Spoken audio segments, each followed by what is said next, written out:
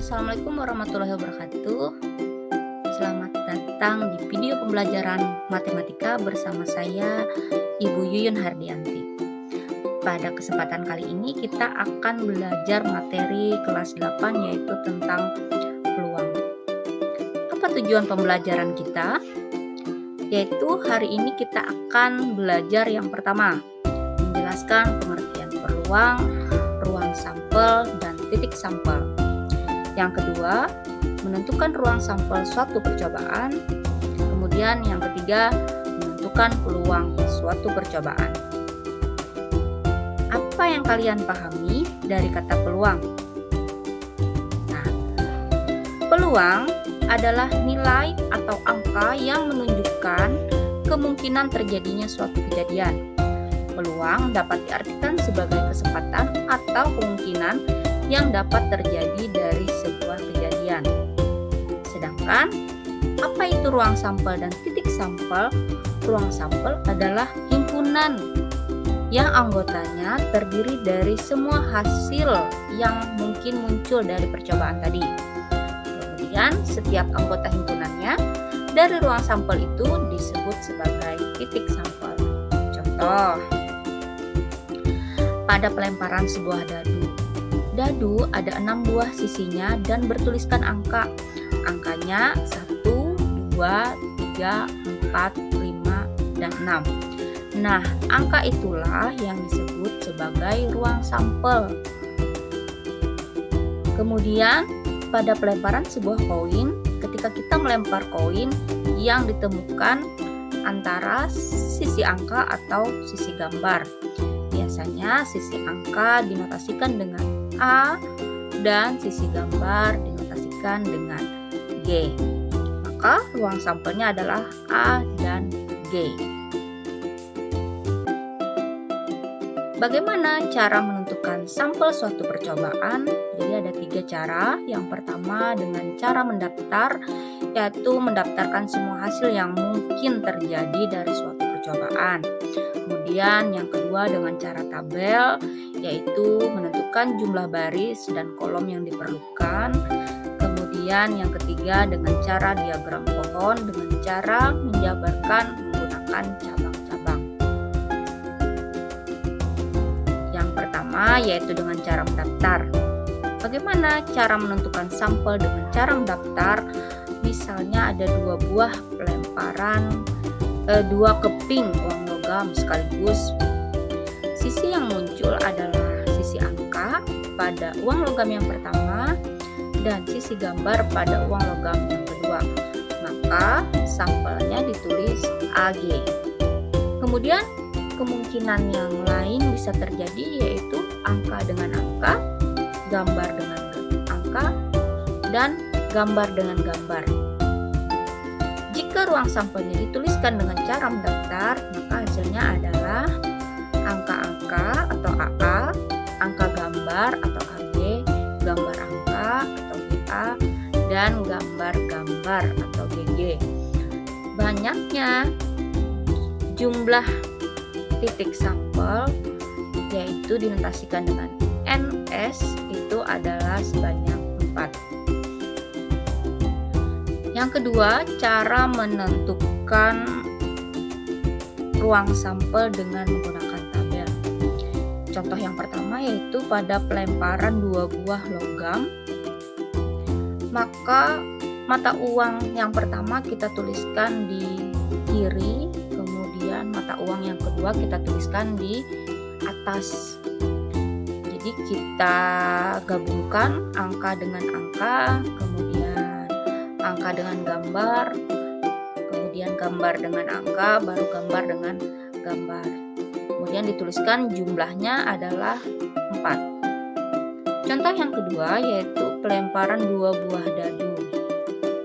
Menggunakan tabel yang pertama sebelah kiri kita tuliskan dadu 1 dan sebelah atas kita tuliskan sebagai dadu 2. Maka titik sampel yang didapat adalah 11, 12, 13, 14, 15, dan seterusnya sampai dengan 66. Banyaknya anggota ruang sampel atau banyaknya titik sampel adalah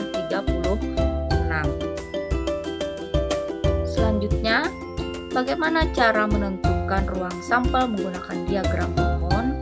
Nah, penggunaan diagram pohon ini seperti yang kita tahu dia menggunakan cabang-cabang ya. Yang pertama, koin yang pertama adalah angka dan gambar. Nah, dari angka kita cabangkan lagi angka gambar, kemudian yang di bawahnya gambar kita cabangkan lagi dengan angka gambar. Pada contoh yang kedua, misalnya pelemparan 3 buah logam. Untuk yang angka kita cabangkan menjadi angka dan gambar. Untuk gambar pada logam yang pertama juga kita cabangkan menjadi angka dan gambar. Kemudian masing-masing pada uang logam yang kedua, angka dan gambarnya juga kita cabangkan kembali menjadi angka dan gambar. Kemudian pada uang logam angka dan gambar yang kedua juga kita cabangkan lagi menjadi angka dan gambar, sehingga diperoleh titik sampel angka-angka-angka, angka-angka gambar, angka gambar angka, angka gambar gambar, gambar angka-angka, gambar angka gambar, angka gambar angka, gambar gambar gambar.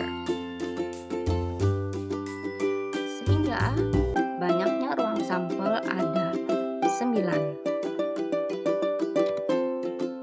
Nah, kita masuk bagaimana cara menentukan nilai peluang. Peluang dirumuskan sebagai PA, artinya peluang dari sebuah kejadian. Rumusnya yaitu banyaknya kejadian A per atau dibagi dengan banyaknya kejadian yang mungkin terjadi atau banyaknya semua kejadian. Sehingga dapat dirumuskan PA sama dengan NA per NS. Contoh soalnya dapat kita lihat pada soal yang pertama. Jika sebuah dadu dan sebuah logam dilambungkan 1 kali, tentukan ruang sampelnya. Maka uang logam kita taruh di sebelah kiri dan dadu kita taruh di baris sebelah atas. Pada uang logam ada angka dan gambar, sedangkan pada dadu ada 1, 2, 3, 4, 5, dan 6. Kita jadikan 1 antara uang logam dan dadu sehingga menghasilkan angka 1, angka 2, angka 3, angka 4, dan seterusnya sampai gambar 6. Maka banyaknya ruang sampel adalah 12. Kita lanjut pada contoh yang kedua, yaitu pada pelemparan sebuah mata dadu, tentukan peluang munculnya mata dadu prima. Kita tahu bahwa bilangan prima yaitu dimulai dari 2, 3, 5, 7, 11, dan seterusnya. Namun bilangan prima yang berada di dadu hanya 2, 3, dan 5. Jadi A sebagai kejadian dadu prima adalah 2, 3, dan 5. Banyaknya anggota dari kejadian A ada 3. Kemudian kita tahu bahwa sampel dadu adalah 1, 2, 3, 4, 5, 6 dan banyaknya ruang sampel adalah 6. Maka untuk mencari peluangnya adalah PA sama dengan NA per NS. Sehingga menjadi PA sama dengan 3 per 6. Kita sederhanakan menjadi 1 per 2. Nah, itulah tadi 2 contoh tentang mencari titik sampel dan ruang sampel dan juga mencari peluang dari suatu kejadian. Agar mudah diingat, peluang itu adalah kemungkinan suatu kejadian. Sedangkan ruang sampel adalah himpunan semua kejadian. Sedangkan titik sampel adalah anggota dari ruang sampel. Nah, itulah yang dapat kita pelajari pada hari ini. Terima kasih. Saya akhiri. Assalamualaikum warahmatullahi wabarakatuh.